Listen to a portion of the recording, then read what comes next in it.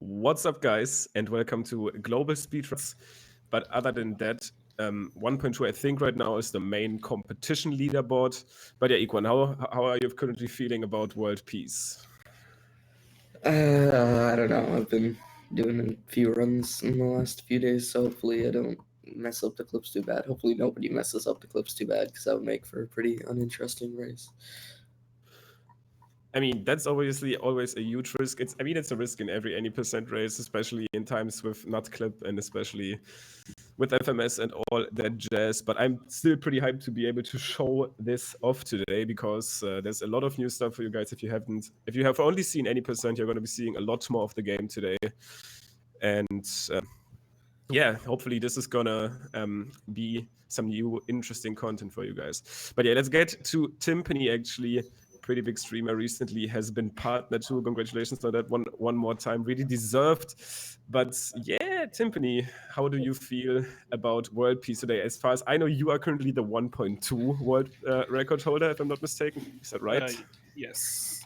I haven't run it as much lately, but I did do a few runs through earlier today, so I'm feeling good. Good on it. Okay, and for you, anything particular that has been giving you problems? I mean, for Equan, we heard it as the clips. Then some people have struggles with the seaside boss fight or with the snow clip. Is there anything you are in particular like scared about? I guess. Not really scared of. I was having a bit of trouble with pyramid today, but I think I'm gonna be fine. Yeah, I do think so too. Obviously, world peace and especially in the race situation being a bit more lenient, and I think you got this. And then yeah, Kerbis, I think recently taking it a bit more easy, focusing a bit more on other stuff, relaxing quite a bit, but obviously still a very high tier runner. How do you feel about today's matchup and today's race, Kerbis? Yeah, I haven't been playing too much the last week or so, but I don't think my skill's gonna go away in just a week. So hopefully we'll be able to have at least somewhat decent race. Pyramid clip is always scary in a race setting, but like Edwin said, hopefully nobody gets too hung up on it. Yeah, I can see that. And then also, is there anything that you have been maybe recently been adding in terms of like, I mean, some people just recently added the boss clip in Seaside, even though it was known for quite a while, but not everybody has always consistently been able to do it. Anything else that Yeah. you've been adding? Well, the most recent, I guess, strat I added was like I've been doing the boss clip in Seaside for quite a while now, but I started messing around with the strat to get the final hit after getting the clip a little faster. And when I was most recently grinding runs, I was pretty consistent with it. So hopefully I can show that off in this race. Yeah, I think you got this, man. I have a lot of trust in all of you, but yeah, Dangers. I have been watching your stream a lot recently, actually, always lurking there. And I have seen you mostly run Darker Side, but obviously also very high caliber World Peace run. I've watched your recent PB actually to prepare on commentary as well, which was like, I think, a low 119, but still pretty cool stuff. How do you feel about today's race? I love World Peace. I think World Peace is my favorite category, so I'm very much looking forward to this race today. And I think same question to you, because it's obviously interesting to know if there's like anything we are like, I mean, I feel good about this race, but this one trick has just been giving me issues. Is it like maybe nut clip? I mean, nut clip in this category isn't even obviously as big of a deal, but any other clip? I'm pretty infamous for just like choking silly things. So I'm just kind of hoping that I can kind of keep it together, keep it consistent all the way through, and it should be just fine if I can do that. Yeah, can definitely see that. And then also any new strats, any secret techniques that you will be pulling out today? Well, if we do pull off the nut clip in wooded, obviously that saves a lot more time in any percent because it changes the route completely, but there is kind of a skip you can do using the out of bounds movement there. Yeah, so exactly. We're going to see if we can pull that off today. Did recently just watch your clip getting it there. Pretty cool and alternative use of the out of bounds section we can access via the nut clip. We might see it today. I won't promise anything, and there's a lot of things we'll get into during this race. But for now, I think we are good to go to kind of get you guys started. So you're free to leave this call and prepare for the start, and then Kerbs and I are going to be taking over. All right. So best of luck to you, and see you after this one. Good luck to everyone. Good luck. All right, Curbs. So actually, I wanted to ask you some questions too, because I've been watching your World Peace runs. So what actually? I mean, I think you used to run World Peace even way back when you were still on 1.2, before you even were running on version 1.0. But what is interesting for you as far as World Peace goes? Why do you like the category? Before we even go into what it actually is. For me, it's a really good break from any percent because it's just a lot more chill of a category, and especially in 1.0 with the easier clips. And I mean, like, I guess I get FMS practice with it, and it's just a bit more laid back for me, so I can just enjoy the game more. And there's also a bit more content, so I guess I'm also practicing for the longer categories like AUM. So it's got everything for me. I can definitely see this one, but let's also go into what World Peace actually is, as these runners set up on their start to the race. So what is World Peace? World Peace basically means complete the entire game, and when we say complete the game, it's usually up to the point where we shoot out of the final wire in Moon. But while we are doing that, we are defeating all of the bosses in the main kingdom. So we basically are restoring world peace in the kingdoms, which means defeat the bosses, clear the festival, for example, in Metro, and basically bring the kingdom in a peaceful state, which adds quite a lot of new gameplay to this entire run. Yeah, it changes a bit of the routes and just a lot more fun movement in general. To like verify the runs, actually, there's an achievement at the end of the game from Toadette where it's like 14 out of 14 kingdoms with world peace, I think. So that's basically the goal of the category here, to try and complete that achievement. So, and while we are basically waiting for all of them to sync up here, as they probably have different kind of stream delay, one thing is obviously pretty important to what is pretty important to notice one more time, which is all of them are actually going to be playing on version 1.2. As I said earlier, this is probably the version with the most competition on currently. Most people do run the game on 1.2, which is going to make clipping into worlds way harder for all of them. But as I said, most people run on it, so we got to respect their decision. And this is going to be a 1.2, I think I just did 1.0, but 1.2 exclusive race. Yep.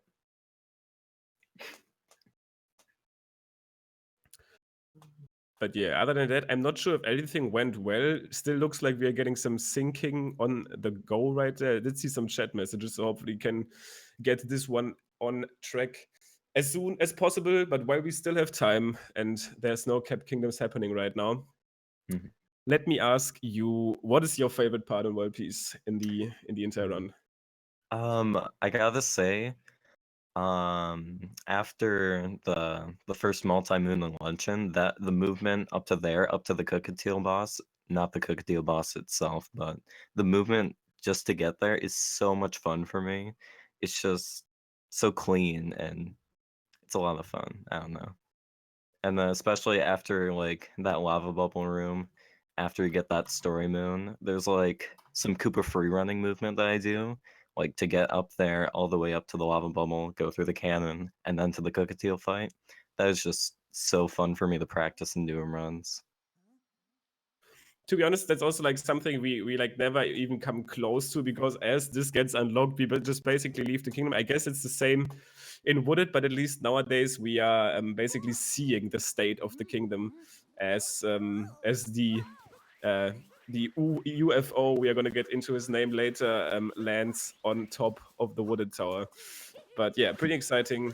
We are going to be fighting Torque Drift later on. And I think we are on our way right now, catching up on the sync. And Yeah, it's Cap looking a bit Kingdom, better now.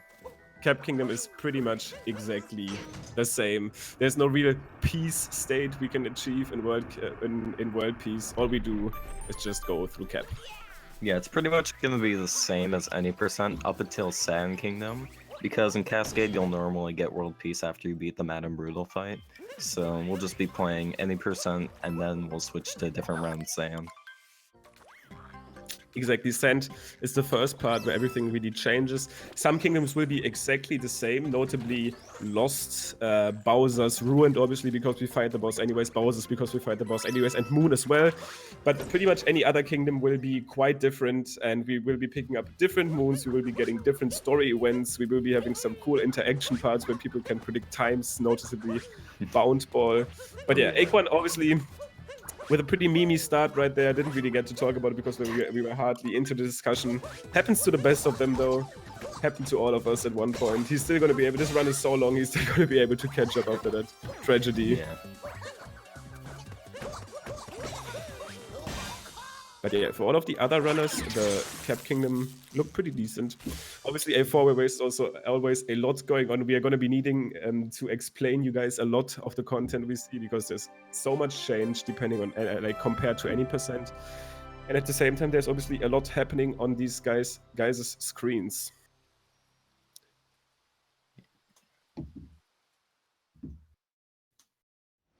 So we're going into the beginning of Cascade here, and you'll be seeing everyone collecting that first moon because they're obviously on 1.2. It's not possible to do FMS on it, so we'll just be going through the normal route here. Exactly. All we need to do basically to restore world peace in this kingdom is fight Madame Brutal, but the game actually without like save editing or some weird stuff wouldn't even let you leave. You wouldn't even get access to enough moons, so we need to defeat her anyways.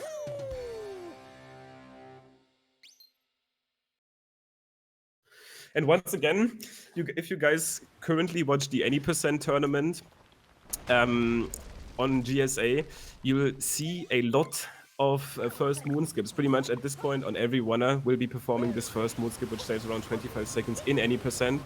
But since we are on 1.2, the boss fight would not trigger if you were to skip this first moon. So we do collect it. That means we do need to watch these additional cutscenes. So we are basically, quote-unquote, losing some time, but that's just the way it goes, so you can't skip it. Yeah.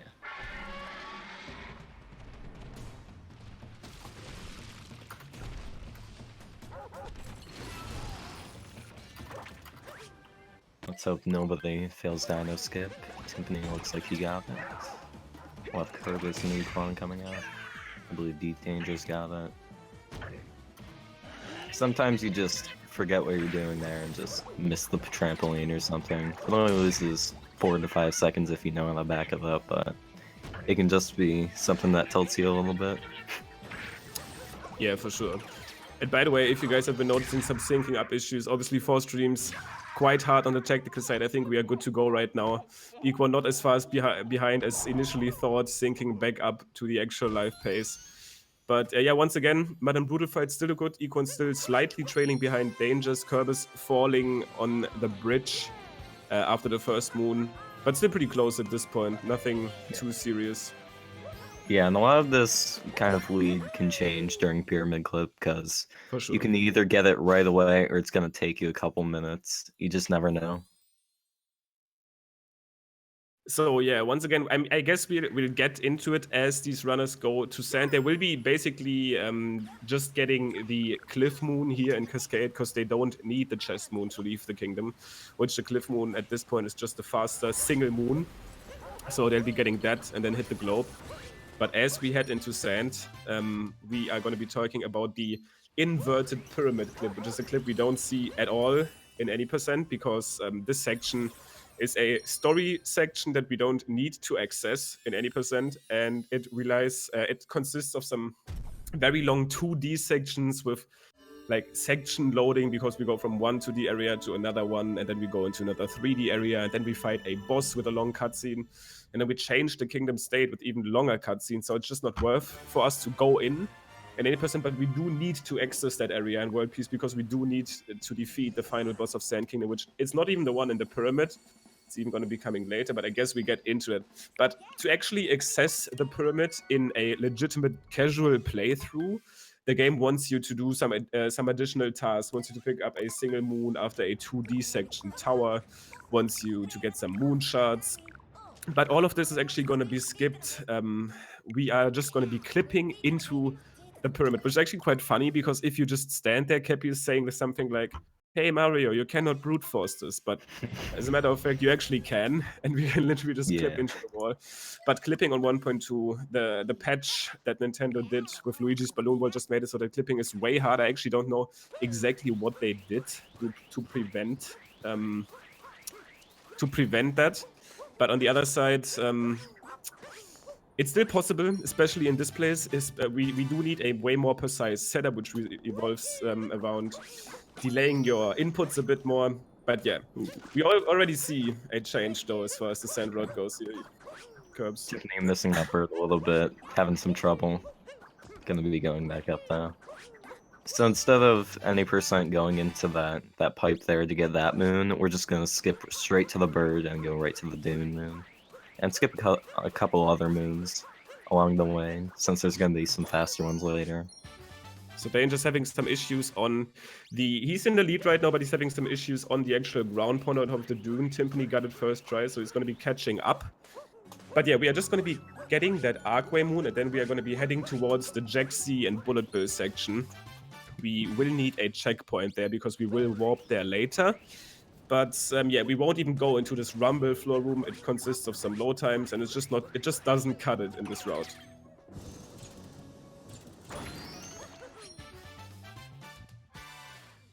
Econ with a fancy spin for you to capture the bullet bill. So this is known for you if you do any percent. They will be doing the GSA skip to go to the GSA area. And we'll get the checkpoint there. That's actually important because we will be porting back to this checkpoint later. Small thing to note, that checkpoint, as you can see on Timpani's stream, is actually pretty difficult to get because your cap is normally going to be homing to GSA. So you can just waste a lot of time trying to get that checkpoint over and over. Danger's coming up at IP clip first try. Oh wow, gee. That's amazing. Sick. That's rare. Let's see how Tim does here. Timpani first try. Oh my god. That's actually so rare. Wow. Okay, Kerbis not getting it first try. Econ getting it pretty quickly. And That's then we'll have actually Kerbis amazing. coming up soon, hopefully. That's amazing.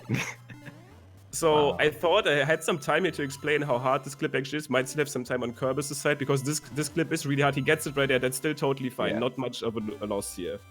But this clip is really hard on 1.2. Way more precise setup. But yeah, this section is obviously to any percent.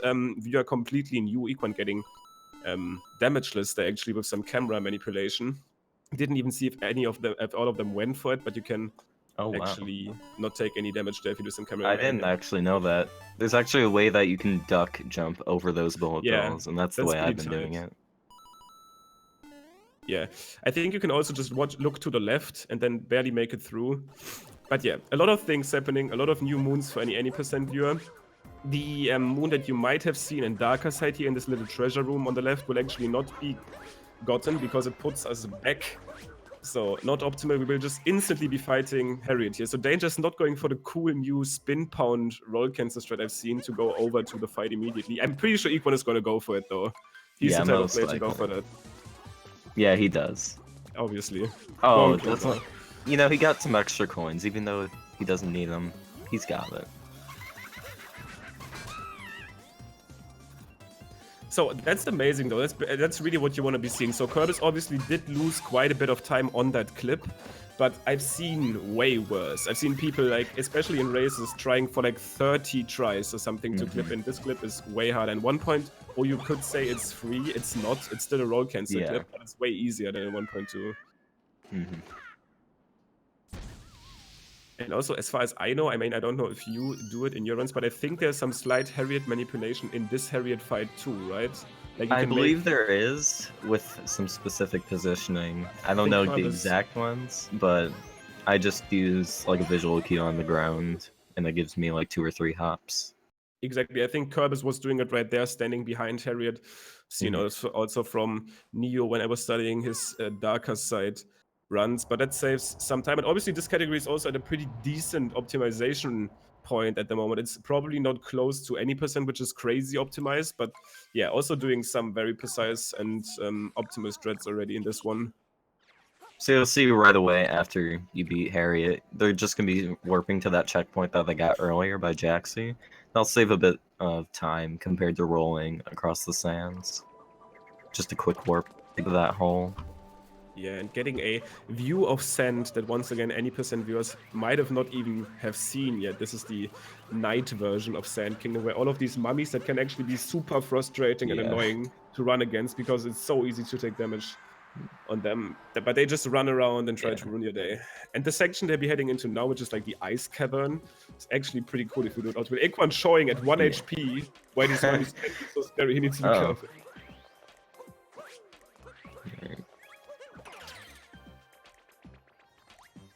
Dangerous with a you can't really say solid lead over Timpani. It's maybe around 5 seconds if even. It's pretty close right now. Lead right now. So right now on danger screen, I believe he's gonna be going for it. Yep, he's gonna be hitting that bullet with his cap jump and then going back to capture it, and compared to going just waiting for it on the clock. Oh, unfortunate. But that's just a little bit faster compared to just waiting for the bullet bill on the platform. Oh no, do it again. Oh. trying to be very I think he was going for the Minyash triple jump right there. Yeah, he is. No, he's actually memeing at this point. He really wants to get it. And then you'll see that same bullet bill trick be done over here to get to the Knuckle Tech fight. Looks like Danger got it. Let's see if Timp gets it. Equan getting the double trip. No way. Oh. This thread seems harder than it initially was assumed to be, but he's going to be trading behind quite a bit, as Dangers and Timpani are going to be starting the Knuckle Tech fight, which, if you guys watch any SM64, he might look familiar. It's not the same boss, obviously, that we fight in SSL, but I mean, it's definitely an inspiration. And yeah, this is the main boss of Sand Kingdom, and he's pretty angry because he thinks we stole this ring. Equan actually making it through Ice Cavern now. Alright. There he goes. So I heard, and I'm not sure if it's correct, let's see if Dangers does it here. Yeah, I've heard people say if you roll to this side, where Dangers is rolling to right now, that Knuckle Tech might be turning slightly earlier, but that's something that I've personally not been, I haven't timed that, and I haven't heard actual confirmation on how much that would save, but I've just recently seen people do it. But once again, this is kind of an auto-scroller fight. There's a lot of boss fights that we can actually optimize in World Peace, naming the Seaside boss and the Luncheon boss later. There's quite a lot of things we can do to speed the fight up. But this one of the fights where you can't do too much. Yep. Ooh, Equan missing the bullet bill right there. It is extremely precise in order to get it. Yeah, So. Having a pretty rough start to the Sand. Yeah. This run is even longer than any percent, so and it's also, I guess, even more punishing because dying to bosses loses so much. There's still there's a lot of possibilities here. He's just going to be heading into this fight right now as Dangers and Timpani finished it. Kerbis just basically did his final hit. So these three are pretty close. Equan trading behind, but anything is possible. Yep. And we're only about 15 minutes into the run, so a lot of stuff can happen. It's about an hour and 20 minutes. So yeah, another view of Sand that is kind of unknown to the any percent IA, completely ice-free Sand, where peace is restored. And that's basically an additional kingdom compared to any percent where we brought world peace. The boss is defeated, the ice is free. Actually, it would be pretty chill to chill around in Sand right now because all of the people are hopping around and having fun again. But we gotta bring more peace. To be real though, Lake is pretty normal because we do exactly the same we do in any percent. Yeah.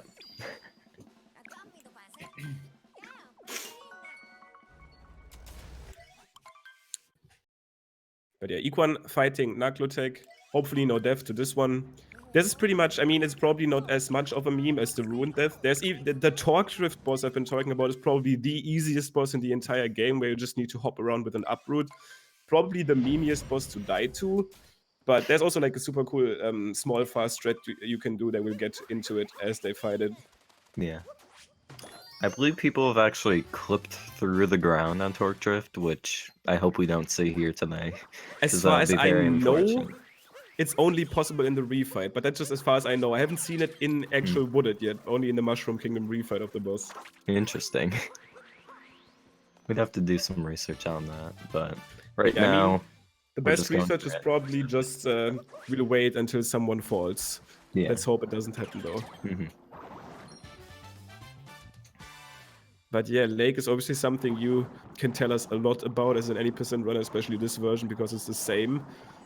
Lake, is it a kingdom you like? Is it a kingdom you like despise because it's so stiff, I guess? I find it to be a nice, relaxing point in the run, except when you fail it. If you lose time on Lake, it's just not fun. Because it's such a short kingdom and there's not much going on with it. But the mistakes that can happen do lose a lot of time, so hopefully we don't see that. Especially on this Rango fight right here.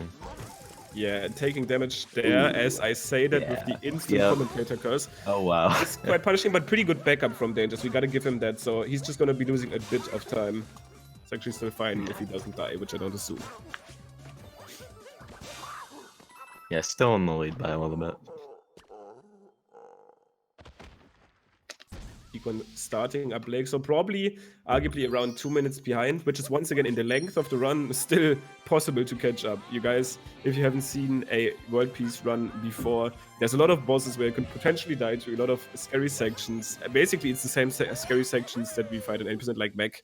All of that is still going to be happening, so a lot of chances for everyone to catch up or the pace to be changed.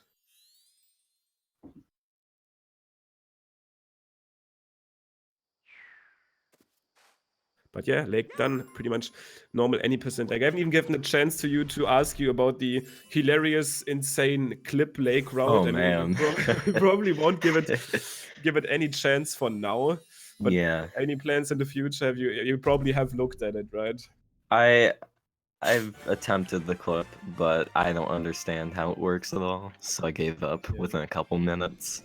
Maybe in the future, if we gain some good understanding of how that clip works and how the route works, maybe we'll use it. It is a decent time save overall, so it could be looked into. That's true. So if we really, as you said, if we really get understanding of the clip and get like a really good quote-unquote tutorial where someone can really just explain, that's the setup you do, you get it first try if you do it, then that's probably going to be tried. Yeah. But yeah, totally fine.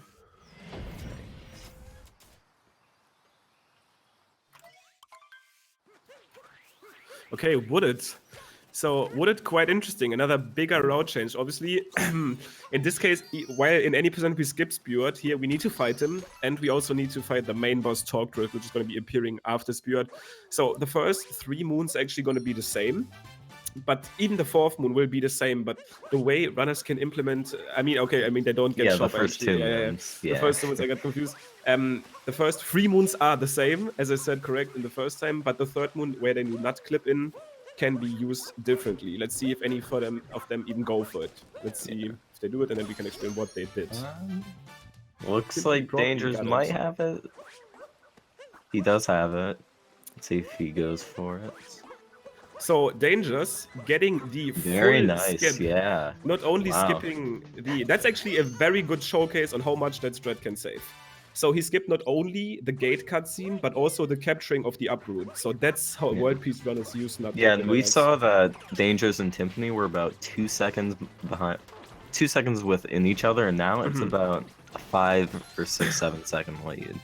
Yeah, so you can probably expect like 5. Yeah, you're right, I think. Kerbis is not doing any of that, but understandable. It's pretty cool to get, and it's a pretty nice looking time save as well. But yeah, we won't be getting this nut around the corner in World Peace. Just going to be getting the story moon here to progress the story. The nut moon is kind of out of the way. Add some backtracking. We can't do that here.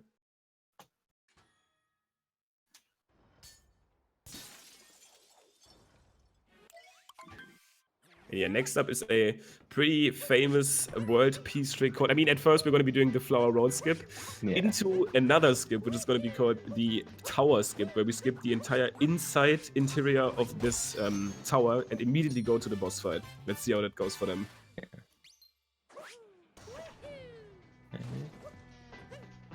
Dangers doing the triple. Looking good. Alright, Dangers getting it. Let's see what Timp can do. A little bit different approach to it, bonking, but still getting it. That's the main part. You don't want to follow Kerbis though. Missing Flower Road skip at this point, just opting to, and actually Equan shouted him getting the skip here with the nut, saving some time on that end. Kerbis failing floor road skip, just gonna be opting to play it safe. He still needs to get tower skip though, as Timpani and Danger's fight spewed. Danger's already done.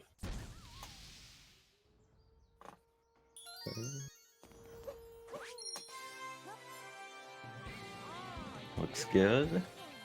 And he gets it too. Hopefully Equan will get it as well when he comes up there. The trick itself is obviously, I mean, it's not easy, but it's not as hard as other stuff we do in speedruns these days. It's just a world piece specific strat that you're gonna be needing to look at before you run this category to save some good amounts of time. And yeah, it's a world piece only strat. Yeah. These tower moons are quite fast, but they just don't fit in the round. They just don't cut it for us because we need the 2 main story moons. So we need only the fastest moons that are just fitting in our route. So now things change quite heavily. The state of the Ruined Kingdom changed. It's quite foggy in here and cloudy. And UFO landed actually, namely Torque Drift. We skipped that cutscene. But now we gotta climb the main part of Wooded. Ooh, unfortunately bonking on that ledge there. You do need a good amount of fight in order to get to that moon.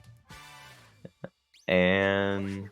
oh, Timp actually got it, but he did bonk. So yeah, this moon is something any percent viewers know. It's actually the moon that we access from out of bounds. And both of them using that rocket floor here to gain access to the fence nut. We also get an any percent very, very quickly. These rocket floors, by the way, don't spawn in the earlier Wooded Kingdom state.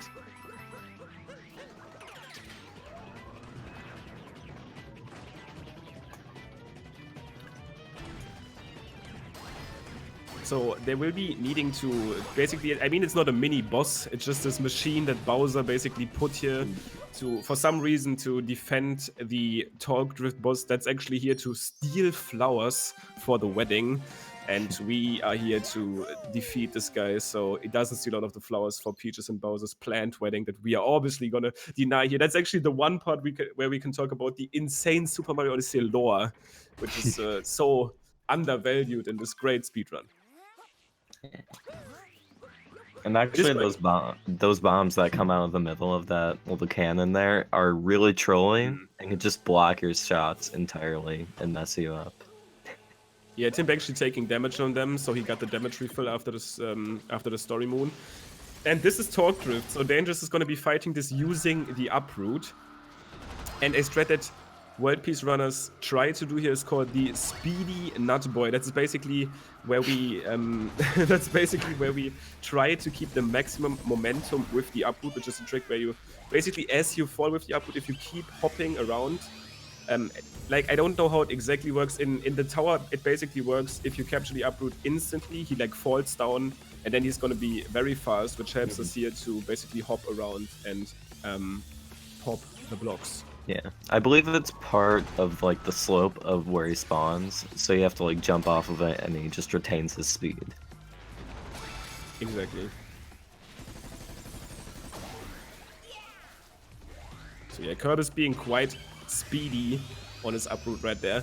I personally do that with falling on top of this little uproot spawning platform. If you just fall down from this little amount of height, the uproot is gonna gain this extra amount of speed, which just makes it so much easier to destroy these little energy blocks, I guess this was what Torque Drift has there. You see right there, Danger's taking out the first one there basically instantly.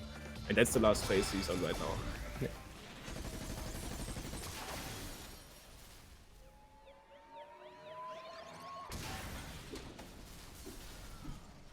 And yeah, Torque Drift defeated for Danger's Timpani, about to hit him on the last. And we see right there, this fight is obviously pretty long, but Equan already in the same fight again, so they're pretty much at the same event.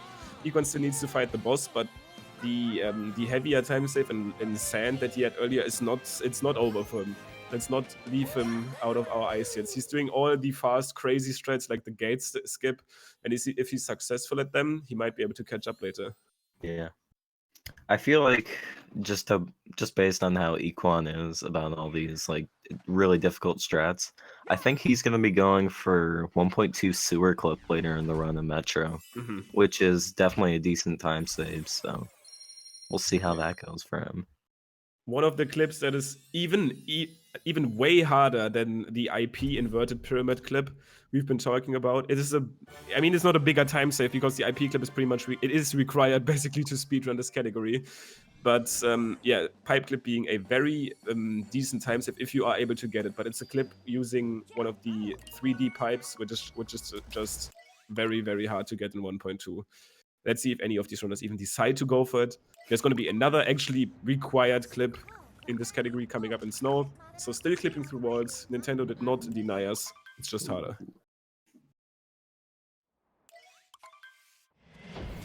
Equan having a little bit of trouble getting that last bubble thing, but getting in eventually.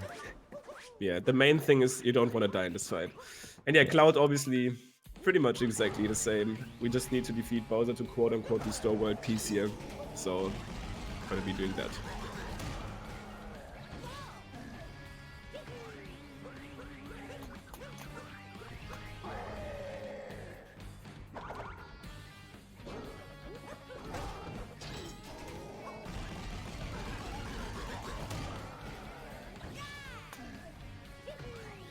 Another good thing to talk about here, as Equan is just basically finishing up Wooded here, bringing Wooded once again in even another quote-unquote state, is Kingdom States. You see right here, Wooded is totally sunny and friendly, even more sunny than it is on the initial visit at the first time. It's like the sunniest and friendliest Wooded can ever be.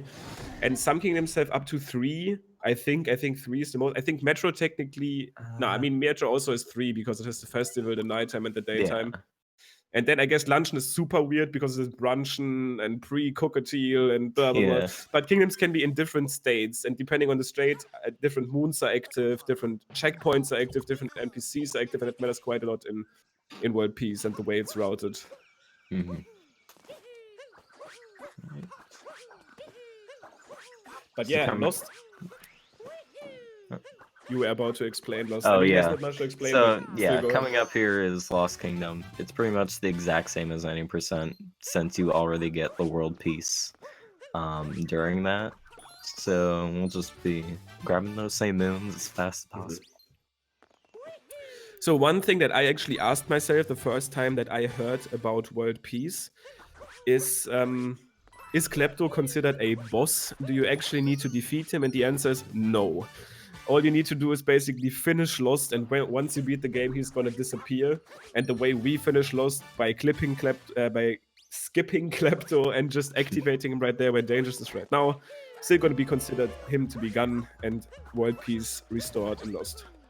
Yeah.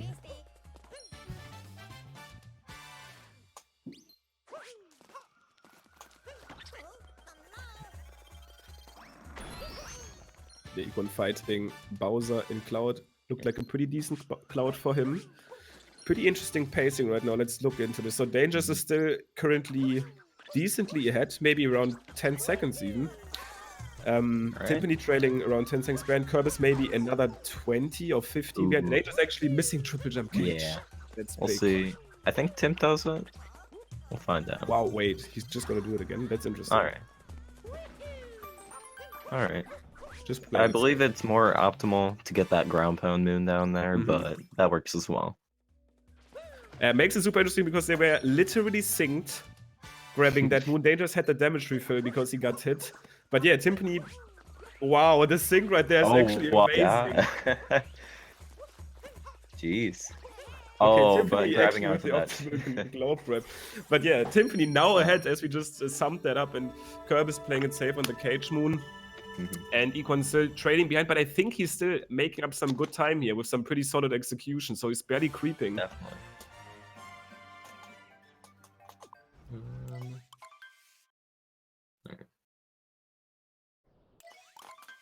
But yeah, Timpani taking that lead in Lost Kingdom, heading into Metro Kingdom, which is arguably not the coolest and most different kingdom in World Peace.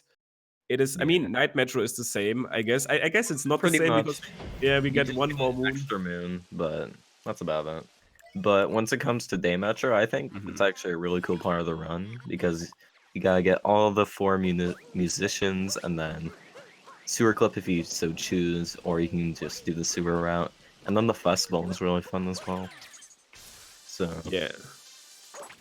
And even if in the heart of a speedrunner, the festival is like one of the slower sections because you can't speed up to be too drastically, it's still just as a gamer, just such a cool event, like a throwback for Mario. Basically, the music is obviously awesome, so still... Oh wow, there comes that sync again between the two. Oh yeah, as they grab the Gerda sandwich, that's amazing. Wow. Going for the same exact strats.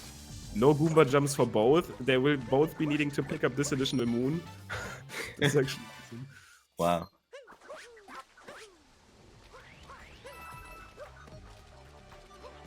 Ooh. Oh, Danger's taking the bonk there, so Timpani slightly being at. And once again, we did get this moon in nighttime right now, and that basically for me, that brought up the question, so why don't we do that in any percent? It seems pretty fast, right? But the way we play any percent, that moon is just even still so slightly a bit faster if we just grab it after the trash mode, because we just fall into it and then immediately go to the wire. Just turns out to be quite a bit faster. Yeah.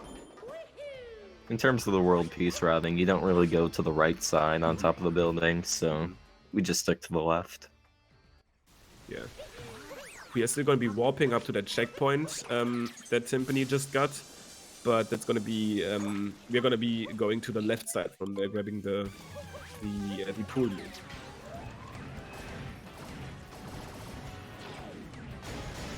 But yeah, Mecha Wiggler is still the same. Small instance of RNG in this run. There's probably a little bit more RNG in World Peace just of the way like we fight more bosses, and I know that the seaside fight is pretty controllable, and Equan actually falling right there, trying to grab the moon. Let's see what backup he chooses. Oh, yep. I don't think that backup is too well known, but you can actually just triple jump up there. I was just gonna be asking if I saw you do that or someone else just recently in a race. I've done it in the past a couple times. Yeah. Pretty sneaky backup. So Timpani actually some weird shots at the start here. That's actually not looking too nice. Let's hope he can get these snipes in. Alright, again. Oh, okay, that's good. Wow. Actually, and this is where we see how much. Oh wow, this is where we see how much the good 2 cycle matters. Back Dangerous to it. with way better shots. That sync though. Just slightly off for the Dangers. Yeah.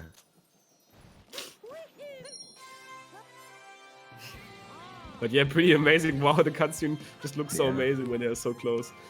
And Kerbis heading up. And Mecha Wiggler, actually one of his nemesis. In his stream, he has his 3-cycle timer up. Every time he gets his 3-cycle, he resets that.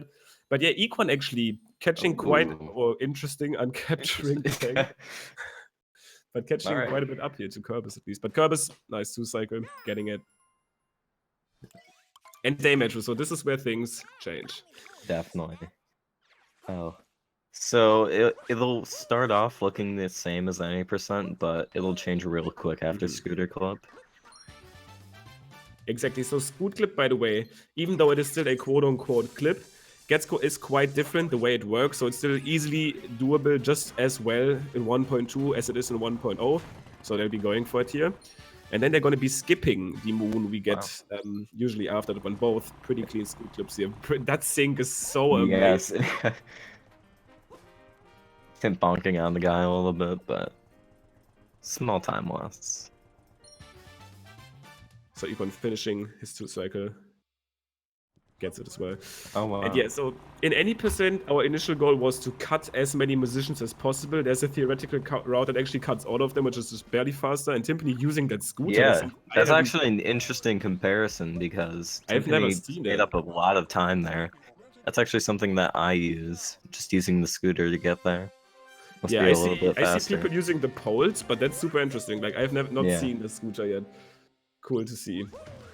But yeah, in this run, we need to get all of the musicians, as Kerbs said earlier. So here, pretty interesting. I didn't know that. Oh wow, he's taking the scooter again. So the scooter just is still around. That's so Yeah. interesting. Even after you enter this building. So warping to this guy is actually slower. We did get the checkpoint at the start of Metro. So either rolling or I guess the scooter can be just as far. It's interesting for me which of the two is actually faster, and also interesting to see that they do choose different options. But we need all of the musicians. They need to be playing the band at the festival. Equan missing. And then you can see that they're also taking different routes here. You can get the musicians in any order that you want. So you'll see them come back together. At the sewer section, basically. And yeah, one thing that I obviously misinterpreted, that they will be skipping that pool moon right there. It's not needed. It's just like all the moons we get here are so fast. We just get these slow, quote unquote, moons from the musicians because we need them. And this pool moon is just slightly out of the way, so we just grab that ground pound moon instead, which turns out to be the faster one. Talk to this musician guy. I believe the pool moon is skipped if you're not doing sewer clip, because there's an extra moon there that's pretty fast.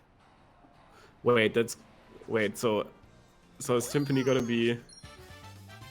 So Timpani is not gonna be doing. He's not gonna be doing it. Exactly. Yeah. I got confused right there. Yeah. But that makes sense because if you go into the sewer section, there's another secret moon you can just grab on your way. But if you were to skip that section, skipping that is obviously better.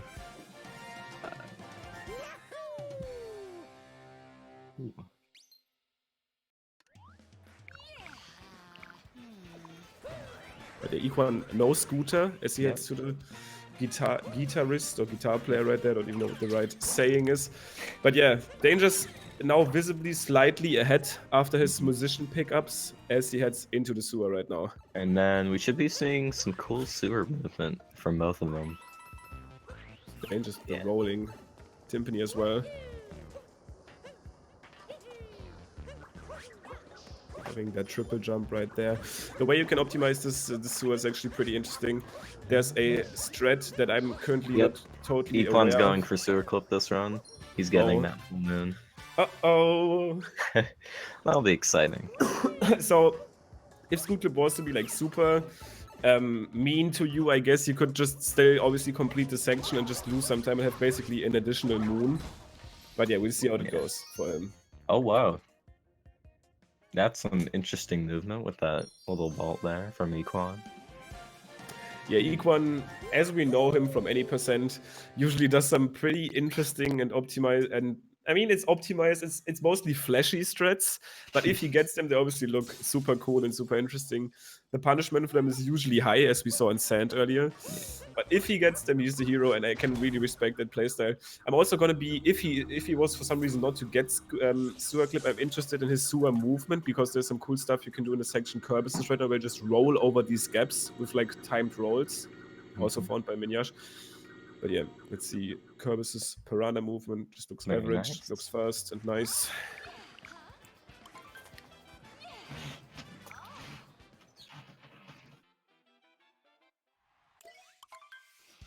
And yeah, Dangers and Timpani heading into the Festival of New York City.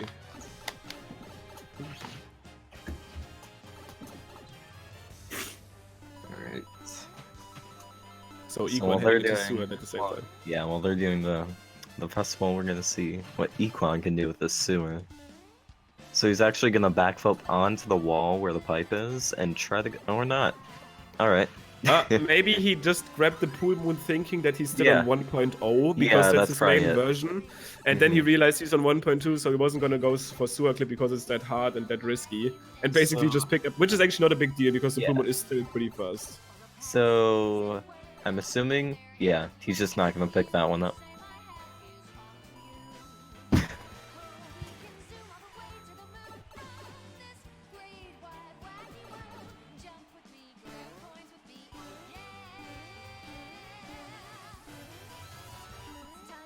But yeah, festival, obviously a pretty cool section. Also another scary section, actually. You can easily take damage there, and dying here is another big meme. It can happen, I've seen it before. But we will be needing to take out DK right here to get world peace back in Dangers. With a slight lead, gonna be talking to Pauline here to end Metro Kingdom in the world peace state. I believe that's the longest kingdom in the category, averaging about 10 to 11 minutes. So you get to see a lot of Metro on the run.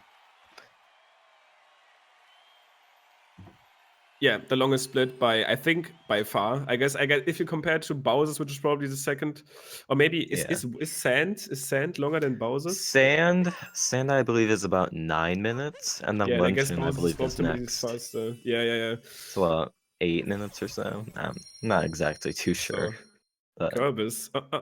1 HP at the very end here, no death though. Monka Giga. Oh. That's what we want to see. Yeah, there's these small optimizations as any percent when I see all the time. If, for example, Kerbis just bouncing on the crowd instead of bouncing on Cappy, which is interesting actually. But yeah, I don't know the precise time saves on this. I'm just getting into the longer categories. But yeah, Snow Kingdom, which is another super exciting one to watch in World Peace, because there's this actually, like, if you guys know the slide in SM64, we have our slide here in World Peace, which is the bound ball. We're going to be getting there. Small shout out, Equal, not actually getting. There's a secret moon right there in the 2D section, and you guys might know it. It's not required. It's a slow moon, and we only get story and fast moons in World Peace. So no Captain we Toad will be well. keeping, Captain Toad safe in his nice little snow house. But unfortunately, we can't really see him, so he'll just be gone for any percent.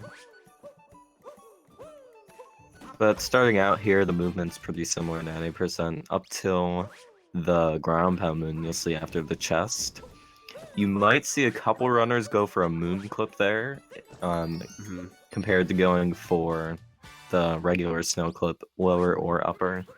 Very sure that Timpani is going to be going for it 100%. Yeah. He does it in pretty much all the categories. I don't know if Danger... It looks like Dangerous is going to be trying He's it because setting up he for removes the it. snow. That looks like he might have got gotten it. He's got to get. Yeah, nice. He got it. Very nice. Timpani, I can't maybe? tell. That might not have worked. That's in as well. Nice. Oh wow. That's so nice. That removes one of the very hard clips in 1.2, which is the downstairs snow clip, where you... That's even harder than the IP or even more awkward. I guess it's personal preference, but it's super fast input, so very nice of them to both get that. Because this clip, you guys might have seen it at any percent, but here it's huge, because we access this area that we are actually only supposed to get after we've taken care of all these 4 barriers, 4 subrooms with story moons and big cutscenes, and actually a boss fight too. So we skip all of that with that one moon clip right there. Let's see if Kerbis goes for it. Nah, he's just gonna be going for the normal clip. So we'll see that little variation. And going for the upper clip. Upstairs. A tiny bit slower, but more consistent. First try. See, first try. So yeah, you go out of the way. Actually, really cool roll strat right there. I like that. I mostly play it safe right there, because clipping in 1.2 is awkward and I want to play it safe. But that's cool. He pulled it off. And bound ball time. If you guys know bound ball, throw in your predictions. A normal time, I guess, for a runner is between like 53. I guess 50 for these guys. Let's say 52 to like 56, 57 seconds, if not anything goes well. So any predictions there, hit us up in the chat with them. Let's see if anyone guesses something right. Kerbs, tell me about bound ball. I'm actually really bad at it, so you're probably better to explain what you can do to speed up. So basically, you want to just bound on all the slopes that you see, or like the walls there. They speed you up. But you don't have to actually bound on every jump that you do. You can actually opt out and just do a small, like, baby jump, I guess. And you can get some tight corners in there to optimize it. I know Bayleaf is super good at bound ball. He usually gets consistent 52s, I think, which not many people are able to do. Timp, he's obviously pretty good at it. Actually, that's 55. Interesting. He actually basically won bound ball. Whoa! 53. Yeah, that's really good. That is something I could never get. Jeez. I mean, I guess the world record for this is like something ridiculous, like a 48 or something even. Or even 46, I think I might have heard, but that's like people that really only run bound ball. It's a weird run, like as Kerb said, sometimes it's better to not even bounce at all and just let the boy roll, I guess. And I mean, it's something you need to practice because it can, like here it's visible that it can save literal seconds of just being better at this mini game. Like if I say to someone, hey, there's this trick you can do to save 3 seconds, everybody would like, wait, what is it? What is it? But yeah, in this case, it's just being better at bump and nice clips. Yeah. For Equan, by the way, going for moons. And then Kerbis getting a 54, I think. Very solid times. And then I know Timpani does some really cool movement to get this bunny right here. I think Dangers probably does it as well. Yeah.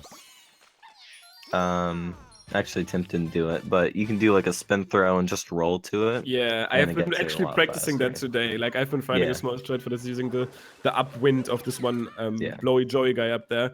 But yeah, once again, fast moons is the way to go, and all the sub moons try. that we skipped are so slow. Wow, So first try RNG for both of them. so they just pick up the fast outside moves, and this fish is one of them that actually is another instance of RNG in the run. As Kerbs just said, I mean, you can explain how fishing works, I guess. Basically, it can rumble on your controller at random times. So you obviously want it first try, but if it's not first try, it's wasting like 3 to 5 seconds each time. So you just have to be alert to where your controllers do or what your controller's doing. And it can be rough to use sometimes. But luckily they got it first try. Equan, very unfortunate bounce there at the very end. That looked like a pretty solid like 53 bound ball, but that one bounce probably lost him 1.5 seconds or something, so ending with a 55. Yeah. Still fine, nothing major. Like what you really don't want to get is a slower than a minute time, but everything below that is just fine. Yeah. But yeah, Kerb is pretty good fishing as well. Like, I've seen people literally wait 8 bites from the fish to actually bite fully. So when you do fishing, your controller like slightly rumbles every time the fish unsuccessfully bites. And the one time he really bites, the controller rumbles quite heavily. So that's where you need to pull out the fishing rod. And yeah, once again, Kerb is also ending his 4th moon right here that he needs to get from the outside section. And then he's off to Seaside, which is also quite different. For me, Seaside is actually a really fun kingdom, except for the boss at the end. But you skip a lot of 90% moons in order to get these like switches. Each of them has a moon, and there's 4 of them throughout the kingdom. And then you also be getting 3 from the multi-moon from the boss. So there's a couple other moons that you'll be picking up. I believe one of them, you'll see a slight variation on some people, because it's pretty much the same amount of time for each of them. There's one to the far left of the kingdom, I believe, where you can have like a ground pound moon. And then you can also switch that out with an any % moon in the little cave thing. Or is it on the like ledge? I don't remember. It's one of them. So it's pretty much the same. Also very notable here how Timpani and Dangers both kept their Gushen at that lower side of this, I guess, mountain spike to keep him alive during the story moon cutscene, because obviously they needed it to get fast to that next switch. That's actually a switch you usually get to, like casually, you go to like a huge underwater tunnel, and that's obviously something you want to skip in a speedrun. And yeah, Dangers and Timpani still super close. Timpani with a slight lead heading to the hot spring, I guess, switch or button. Once again, 4 buttons to pick before we fight Mollusk, the boss of Seaside. Oh, Dangers. I didn't know you could actually do that. You can just drop the Gushen in. Basically, when you uncapture the Gushen, he falls into the lava, and that makes the lava despawn. So you just uncapture ground pound. Interesting. So, a quick note about these switches. When you spin pound on them, you can actually store the spin pound throughout the cutscene and go straight into a roll, which sometimes will be used on that second pillar in order to get a little bit more speed. So, another new moon, and Timpani's actually going to be using the Gushen to pick up that moon. That's not... That's actually... not necessarily required here. I think he kind of mixed that up with Darker Side, because in Darker Side, these moons refill the Gushion's water. And here you can just drift on the water, so the Gushion would refill anyways. Obviously wasn't that big of a deal. He needs the Gushion anyway, so doesn't really matter. And yeah, that's the one moon we get in any percent in this route. We don't get it with the Gushion, obviously. But yeah, this Captain Toad moon, also something we don't see. And also the last story moon was obviously not even close. I'd actually have to see timing between that moon and then the other moon that I get on the side. It's a ground pound one. The ground pound with the spike thingies, I guess. Yeah. It's super interesting that all of these moons at some point actually were used in any percent before the underwater section really was like researched, I guess. I remember seeing very early runs, and that ground pod moon that you just talked about was definitely in the any percent route. And so was this story moon that Dangers just got. That was actually in any percent. Yeah. Good thing we rather than that. It's quite slow. Okay, so I'm sorry guys, I just don't get his full name. I guess Mollusk Grenadier. His name is very interesting. Let's just call him Indeed. The guy in Blabane, I guess. It's the Octodad boss fight. And I this like to fight- call him the big brain boy. From the big brain Kerbis. boy, I guess that's true. Kerbis Big Brain in the chat if you got the emote. But this boss fight is actually pretty quote-unquote predictable. If you know what you're doing, you can basically make the boss go where you want him to go. You need to basically water his head 3 times and then just water him for a very short time and ground pound him. And usually he wants to go around this item. What Timpani is setting up right now is the boss clip, where the boss just goes through this island, gets it right here, and then he can ground pound it immediately. Very clean Very boss nice. fight from Timpani. Yes. Danger's And getting it as well Danger's as well. also getting it? Yeah, nice. These two are head-on-head, super close, super nice runs here, actually. Just barely, just actually with, like, if you think about mistakes, there's not much. Not really anything like too big. No deaths I can think of. Danger's missing that triple jump cage and lost. But other than that, he's been getting, like, the gate skip and wooded. So this run is really, really solid here from Danger's, I think. Yeah.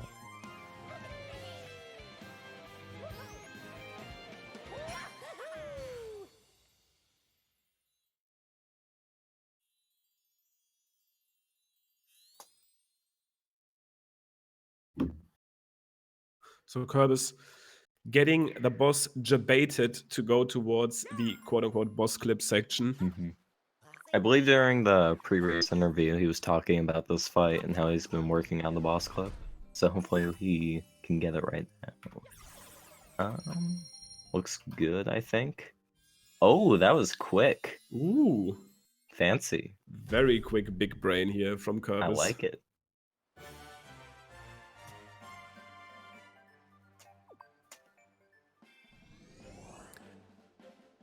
But yeah, Kerbis also basically quote-unquote ending Seaside still has to look through the multi-moon cutscene. But Dangers and Timpani off to Luncheon, which is once again a fairly different kingdom than we know it from in any percent. Probably my favorite kingdom throughout the run. There's just so much fun movement throughout. So you're telling me you like to fight Cockatier? We can leave out that part. I agree.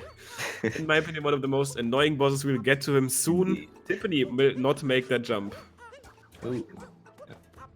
So here in this section, actually, the Soul Triple that most runners do in any percent would be faster, but it's obviously a pretty risky trick for a longer category. So, like, even top runners in some cases might just not opt for it yet.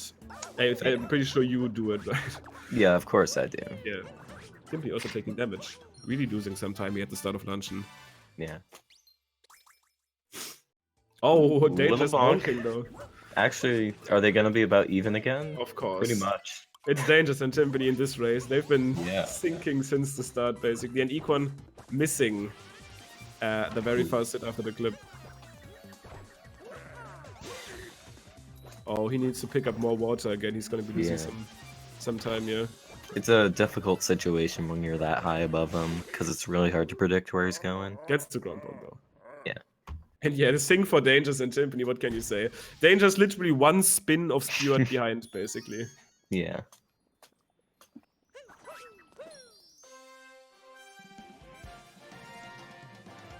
So after the story moon here in Luncheon, there is some movement that I created that I know at least one person's going to be going for.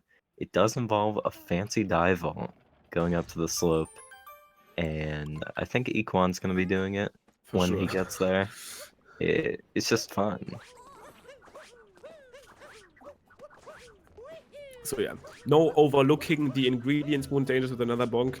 Instead, we are just going to be picking up this one pillar moon, and actually this is another instance of 1.0 being slightly just a bit faster, because we do need the story moon obviously in Luncheon. And since you guys, if you watch any percent, you know turnip clip, you can actually pick up the turnip that Dangers was just passing right there on the screen and use that to clip through the cage. It's just not possible on 1.2 though. That's another clip that got fixed by Nintendo in that patch.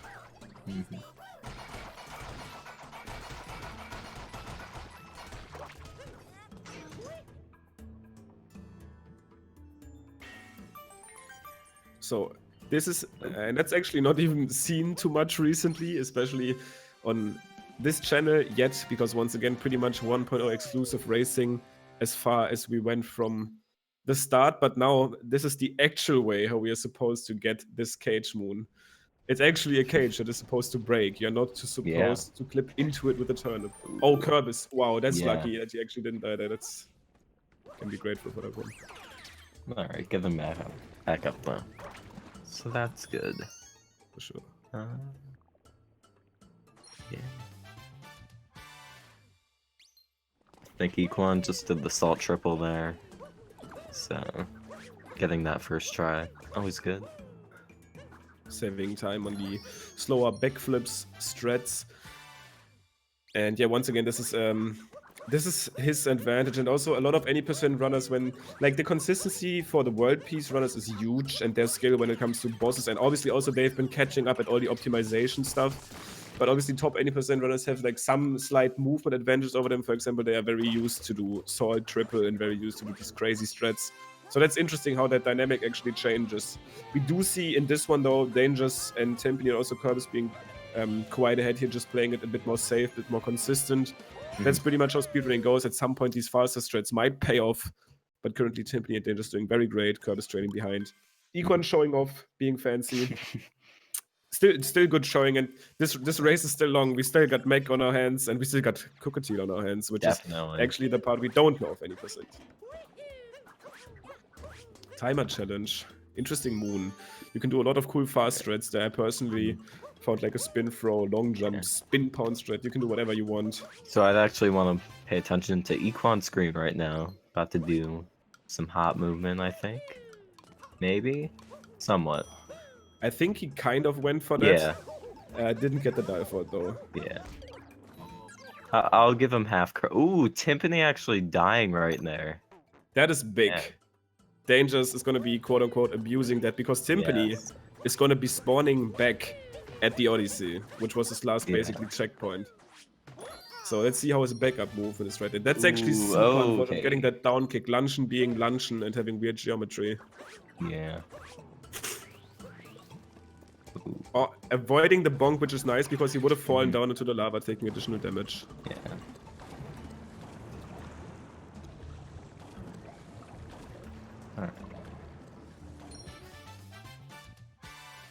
But yeah, Dangers is heading into this lava cave, where there's actually one pretty quick single moon that he can get, missing that lava fountain, but you can just back it up this way. He needs to light up this torch to get. Oh, that's actually cool. Oh, I don't think he wanted to grab onto that. Okay, he was lucky. So he didn't, but I actually didn't know you can just shake into that. What I did, I just jumped, and that's obviously slower than just shaking into that, but that's cool. Didn't know that. Yeah, I actually just spam shaking off that first pillar right there. And then this is the part I was talking about a bit earlier with the Koopa free running movement. So I do some fancy stuff here, and it's just a lot of fun. Like that section of Dangerous is right there is pretty. It's not casual. It's obviously fast. That section right here is where you can do some really fancy stuff. Indeed, especially with like a spin throw to get that little fork up there. Exactly. It's crazy stuff. Barely missing that one Podoboo / lava bubble that he was gonna get, but he's still with a fairly confident lead heading into This cockatiel boss, and then Timpani talked to me about this crazy bird. And then Kerbis Timpani. showing off that little spin there to get across. Obviously meant Kerbs talk to me about that crazy bird called cockatiel and his hitboxes. It's rough. I don't know, dude. It looks like you're gonna hit him every time, but he just pushes you away, and it's not fun. Dangers. That second phase was beautiful. Timpani Yes. also actually not. That's exactly what we've been talking about. These hitboxes are Showing so off his beautiful hitbox right there. But I guess the fight is quote unquote self-explanatory because I mean we hit cockatiel in the belly, I guess, and then he pukes, and we jump up the puke, I guess, to hit him in the face. Yeah. But yeah, Danger's on the third phase, by far the most awkward one to climb up. Let's see how that works for him. And One more then to go. there we go. Nice fight still, even with falling down. That's Yeah. okay.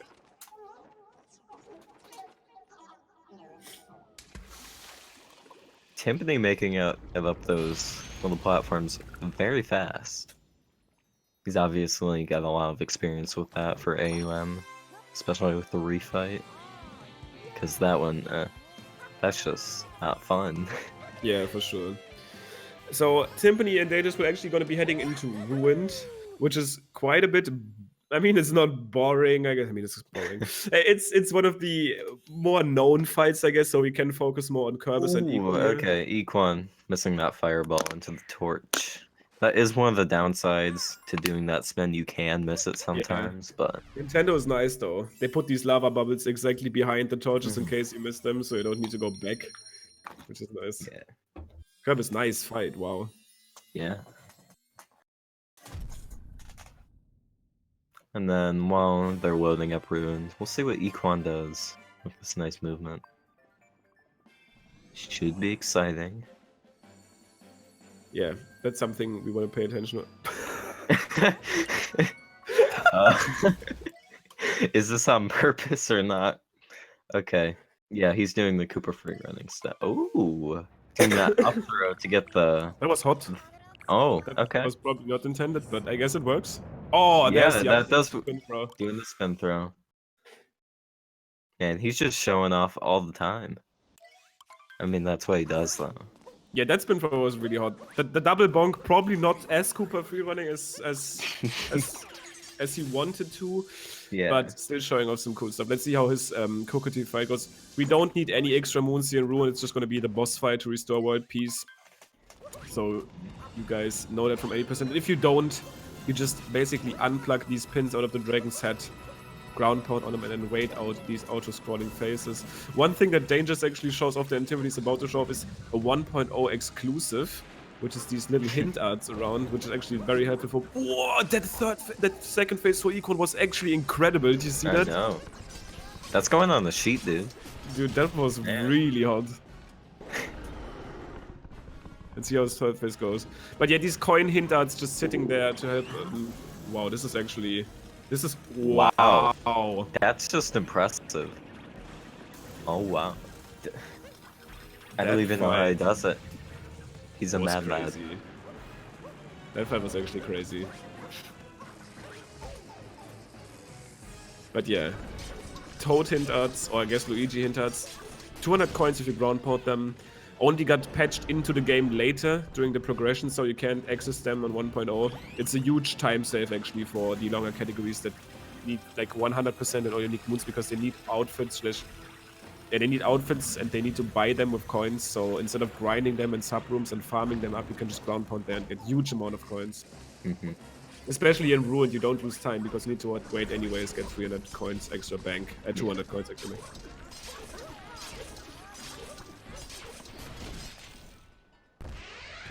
Yeah. Danger's having a solid fight, and Timp. No deaths, no memes so far.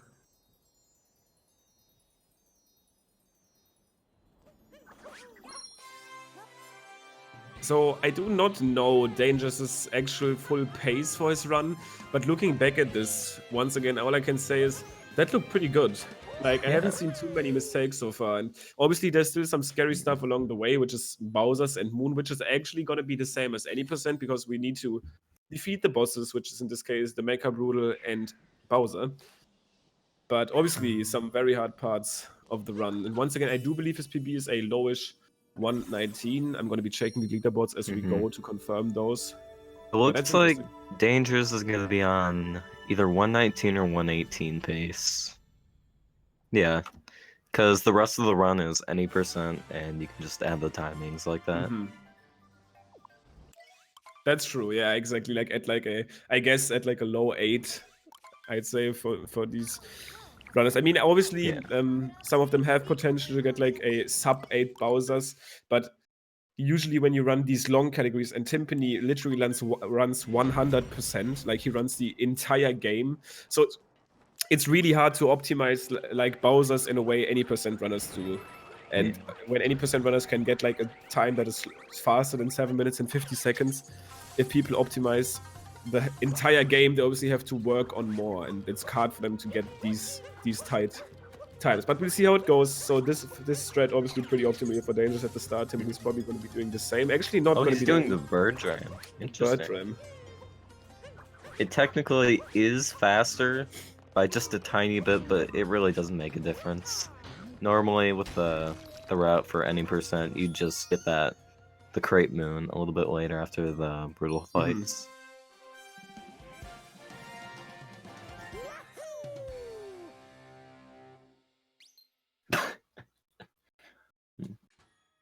Oh, Timpani missing that spin pound. Gets the ground pound, though doesn't spin pound down, which is nice. Yeah. It would have been worse. And by the way, Kerbis entering Bowser's right here, so Mech can still ruin these guys' like Timpani's in danger state. Kerbis is still pretty close, and Equan's still fighting Ruin, but I guess we've seen it all these days. Even Shard's coming up right here for Dangers and Timp. It can be rough for some people, but hopefully they go well.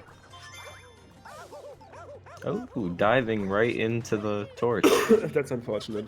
Interesting. Spinies are mean, damaging Dangers there, so he's going to be having the damage refill at the end of these shards. Ooh, not getting hit by the cannonball, which is nice. I mean, the damage refill is not as drastic if you just take 1 more damage, but it's still slower than only 1 damaged. Yeah. Like, I guess, part. But yeah, shards done for Dangers. Probably looking like a 10, actually more maybe, lead. Maybe around even 12, I'd say. Yeah. Oh, maybe a little bit more now. Grabbing that shard, yeah, that shard. I'm assuming no one's going to be going for Bowser Dram, since it's a really risky strat where you can throw your cap out towards the pylon Danger's already and also grab his them in. Yeah. But based on what Equan's been doing this run, he's probably going to pull something I can out. see it, I can see it. He's actually not doing it in runs as far as I know. I think he does, even in any % the other movements, so he might not do it. But yeah, once again, Equan's moving pretty crazy usually. Oh, Tim? Just going around that other way, I guess. It is a tiny bit slower, but it's a bit safer as well. And Equan also doing the bird dram. That's, yeah, he always used to do that. Oh, I thought he actually drammed back up before he grabbed the moon, he's fine though. Yeah. So boss fights for Dangers, starting with, and that's actually interesting, the Timpani special, I guess the Timpani / Chaos Pringle special, starting with Thopper here, which doesn't do really anything. But yeah, just starting with Thopper, and Danger starting with Harriet. It's just objectively worse, but it's alright. For Timpani, obviously. Yeah. Exactly, like Thopper Force is just worse, I mean, you can't do anything. Yeah, you can't argue with it. On a real note, it's personal preference. Kerbs and I like doing Harriet first and third, by the way. And Harriet, yeah. Which is going to be the next big thing in this run. I don't think anyone... I mean, Econ is going to be doing Harriet third, I'm pretty sure. But, he'll do a target acquired or something. Yeah. I can see that. Meg is still in this category. Yeah. I know Temp has worked on Harriet third in the past, but I'm not sure if he's using it in them runs. Yeah, I can see that.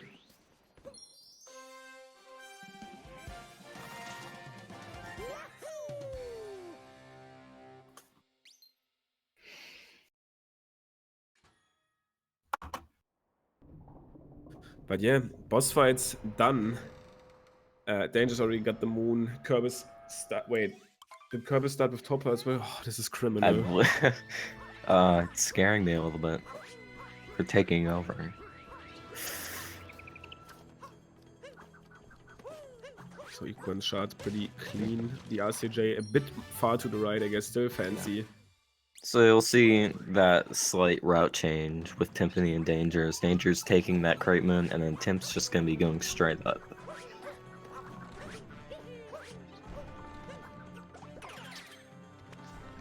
And we'll see if Equan does Bowser Dram. What is he doing? He is going to be going for it. And actually, that's something I've been seeing him do. Very it looks nice. weird at the start, but right as you pass that gate, the camera suddenly does make sense. So he is actually going for it and gets it too. Yeah. Very Good hot. stuff. Mech time, though, for Dangers. Oh boy. Symphony just getting there. So let's see So what this next could either they make or do. break a run here. For See sure. what happens though. So Dangers at least climbing to the right, so which is definitely optimal. Not going for any backflips, playing it with these safe hits, but gets the first bubble just fine. Timpani opting for Doing the backflips. backflip. At least the first one. Oh, nice spin point there. Very Very nice. fast. Alright. That was a little bit close on Danger's part, but it worked out. They are so close though. Yeah. And both of them getting back on. I hope they don't go for Harriet third. So Timpani not really looking like it at this point. Yeah, they're I going mean, towards. it's possible, but he exactly is going Yeah. towards Spewed. Dangers. Nice. Alright. Both of them seems alright. The hit. Danger's good. Boom. That's nice. And Timp, good as well. Very nice. Wow. Okay, Keep they'll that be close. heading into Moon very, very close. Yeah. And then Kerbis also going into mech. We'll see what he can pull off.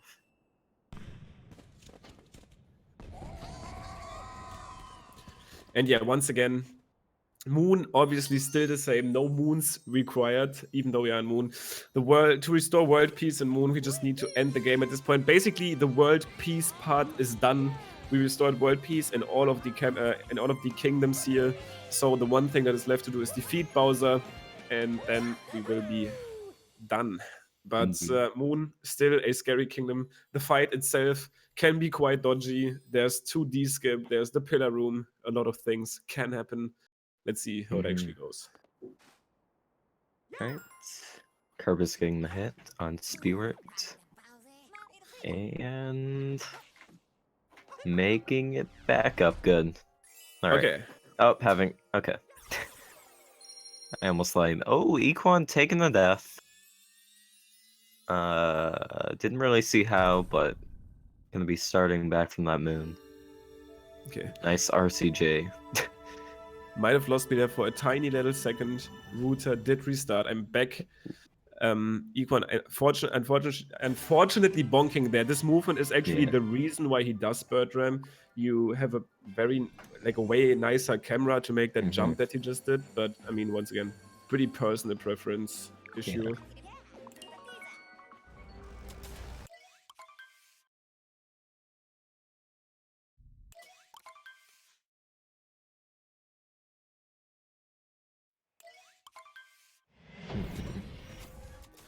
Moon Kingdom time for Dangers and for Timpani. Dangers just barely coming into this kingdom with a... I mean, it's probably around 5 seconds, the lead that he's having right now. Timpani definitely saved a little bit of time on him on mech itself. And also probably just in the way he's played Bowser's. These vectors look decent, not optimal. I mean, you can get better. Oh, that was actually close, not taking damage. Because all of these things start to matter now as they head into the final sections of the race here. Alright.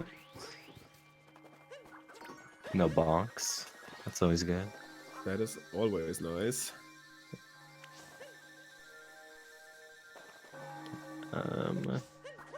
So they'll be doing moon skip. And while that's happening, Equan missing Harriet a little bit. Okay, That's getting not him. the scary part, I guess. And oh then... no, Danger's missing moon skip. Ooh, that's gonna put Timpani by a little bit, and Equan getting target acquired. No, that's so Very weird. unfortunate for DDangers though. So many things happening at once in this race. Jeez. Oh, that's heartbreaking. His Alright. pace was probably just barely even on PB pace too. Yeah. That's gonna be hard for him to catch up now. I guess Bowser is still a thing. 2D is still a thing, but Timpani's race to lose at this point. So I believe, yeah, they both are on sub 120 pace at least. Oh yeah, that's for sure. Might Even be with that mist. 118.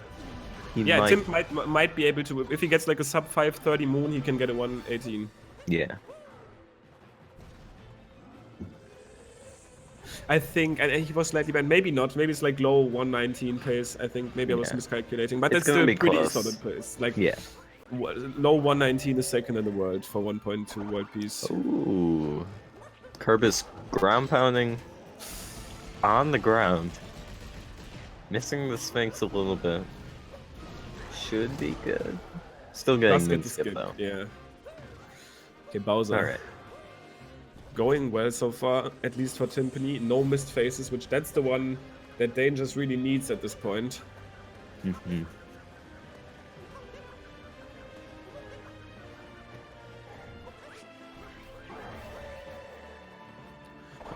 Third phase. That's boy. really the one that Timpani doesn't.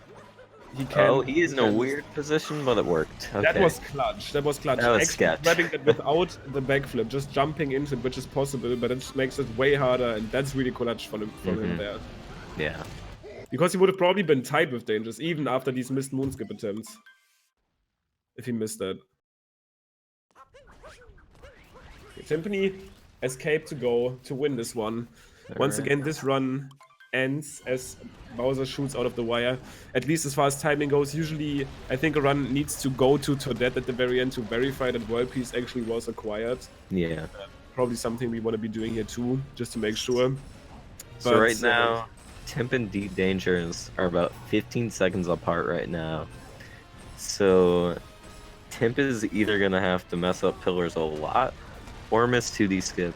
Both are possible, but obviously we wouldn't want to wish anything bad upon him.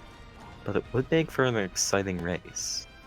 That's for sure. So to D-skip being the first one coming up right now, Daniel's getting the triple jump. Looks good for Timp, yep. Clean.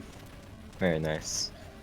If there's anyone that did like a ton of 2D skips, it's probably Timpani. I mean, it's Oh, also yeah. 90% runners that do like a lot of no resets, but the amount of times that Timpani finished this game is insane. They're just getting through the 2D section. Yep.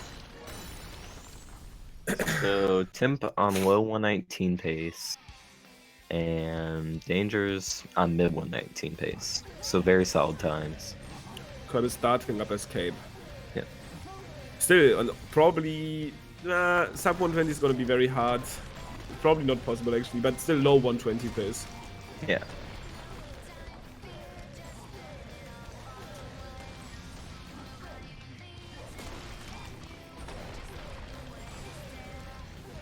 Yeah, Tim's pillars just look fine. Once again, a room that he's probably been practicing quite a bit. Yeah. He Destroying should this be last good. pillar. Alright. Looks like he's got it. Very nice performance from Timpani. And coming up right behind him, Dangers finishing out that final pillar. Wow. And Timpani with a 119.11, 119.12. Very solid. That is pretty close to his PB. Yeah. I think his PB is a 118.45, so Mhm. I guess like 25 seconds off if we are like generous. Dangers though pretty much the same. His PB is a 119.11, so very solid runs from both of them. Indeed. Super nice to see. Super close, super exciting race. Such a long category. Like, I mean, it's not the longest, but it's longer than 80% and super close sections for Timpani and Dangers. Super hype. Kerbis And about only to being finish up. about 20 seconds off of each other for all the clips and all the things that could go wrong in the run, that's a very close race for this category especially. And then Kerbis going to be coming up with a low 120. Very nice. And then of course Equan working up on Bowser.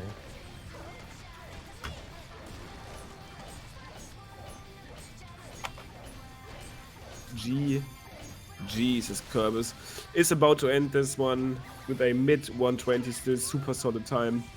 Restoring world peace. I believe that was a 120.26 round. Solid time.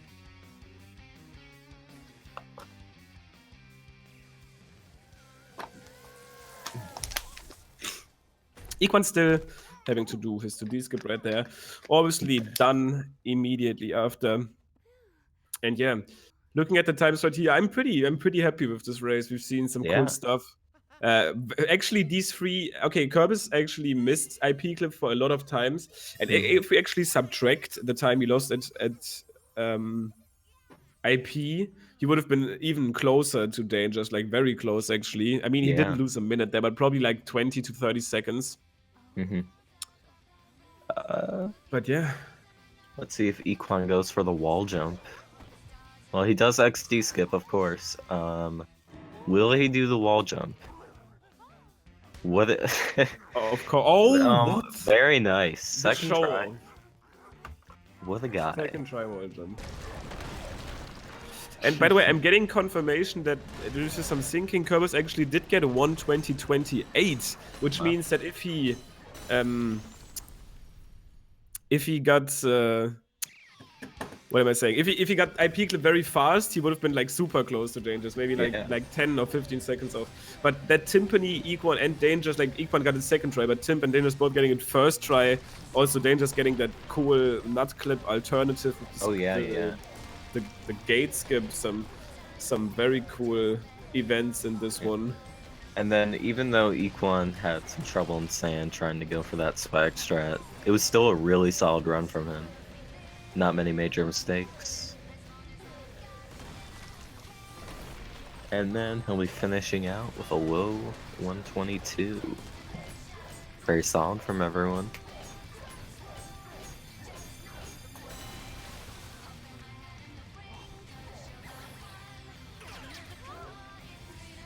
And and we do have currently the winner, Timpani, joining us for this interview. Kerbis, welcome. Equan, welcome. Guys, super exciting race. Was super happy to be able to show this category of Dangers also joining. Let's start with the winner. Let's start with Timpani. GG's on the win. How did it feel? I was surprised at how much parent time save I learned I have in mid game. Yep. Because I had my splits up. I was actually behind and then just golds for days until luncheon, which was not fun. Yeah, getting that unfortunate one dev there on the section. But yeah. I'm happy with it. I would definitely be happy with that time, and also obviously with the win. I want to get to Dangers though as well, because we were pretty stunned by your performance as well, getting some really actually Timpani and Dangers both getting first try IP clip, but Dangers also showing off. Extremely clutch. When I saw that, I was ready to pop off. I was ready to go. Yeah. First slide down the wall, and it just went through, and I was like, okay, this is my race. Yeah, if you didn't get the chance, it's probably really a good choice to rewatch that. Like, especially you two in some sections were so close, literally scoot clipping at the same frame, having some cutscenes, fade outs at the same frame. That's awesome. And yeah, that was really awesome to watch, and I'm sure a lot of, like, pretty much all of the viewers enjoyed it a lot. I've seen a lot of nice responses and nice feedback. But yeah, Dangers, I was really blown away also by the gate skip. We've just been talking about it before the race, getting that one now as well, and just your performance overall. Did anybody else go for that? Yeah. Equan did. Equan, okay. Yeah. It's a relatively new thing. It's been known for a while, but it's kind of a risky thing because if you miss it, you fall into the deep woods, and that's basically GG for you. So yeah, getting it consistent is a little bit of a trickier thing to do. So yeah, it was good to pull it off. It felt good.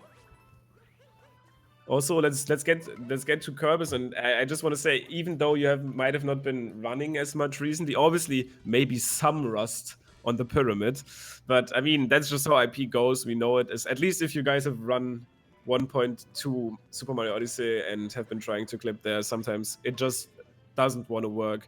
But other than that, I was still pretty impressed. Actually, a very cool, very fast boss clip hit. That was like very smooth. the Kerbis big brain paying off. But other than that, anything you want to say about I this mean, run? yeah, as far as pyramid clip goes, like even when I'm running a lot and really feeling good, that kind of thing can very easily still happen. So not too bothered. I'm actually pretty happy with how quick it took everybody to get the clip. That was one of my biggest concerns with racing something like this. It's just getting past pyramid clip, and we all did a decent job at it. So I'm happy about that. And yeah, I'm happy I did successfully get to show off that boss strats.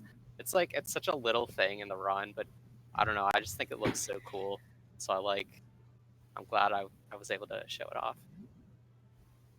Was very excited to watch these plays. And let's get to Equan. Equan, do you want to shout out Minyash or what happened? what happened instead? Before the race, I said if I got it 5 times in a row, I'd do it in the race, and I got it 5 times in a row, and I missed it 5 times in a row in the race. So Wait, what did you try? I don't even know how to describe it. You triple jump and then you Oh, bounce off the thing with jig sand. with big. Right. Yeah, there's like these cap, I guess, like booster thingies. You can throw a cappy in and then you can triple jump off of them, getting a double triple jump to bridge that gap. But I do want to say I've still seen some Equan-esque stylish movement all over the run. I don't know how that cockatiel fight felt for you, but the second and third phase, at least in my eyes, looked like disgustingly fast. Yeah, I'm usually awful. I don't know what happened there, but you just were flying towards the set and instantly hit him. It was pretty nice to see. And also obviously some Equan-esque movement over the run. And still, all of these runs showing off here, they did actually achieve world peace in these kingdoms. So that did give them the achievement. I hope everyone can read Japanese. Yeah, you guys gotta read Japanese to be aware of that. But yeah, peace is restored. The kingdoms are in happy states right now. And this is where Darker Side starts. And I'm hopefully going to be able to show this one off in the future here on this channel. I mean, I think in Darker Side, I guess Wooded is not in world peace state at this point yet. But that's for another time. Darker Side, super hype. Interesting category for the future, but super happy that you guys could show us some world peace today. I think chat loved it. I think I loved it. And thanks so much for joining again, guys. No worries. It was fun. Yeah, also, thanks a bunch. Make sure to follow these people. All of these runners stream regularly on Twitch and run fantastic streams. Follow them all. Show them some love. Also, make sure to follow twitch.tv/speedrun for some competitive speedrun content. Follow my co-commentator, Little Kerbs. Maybe take a little look at my channel too. I mean, yeah, don't forget to follow Wimcube. He's got some good stuff. But also, thank you guys so much for tuning in.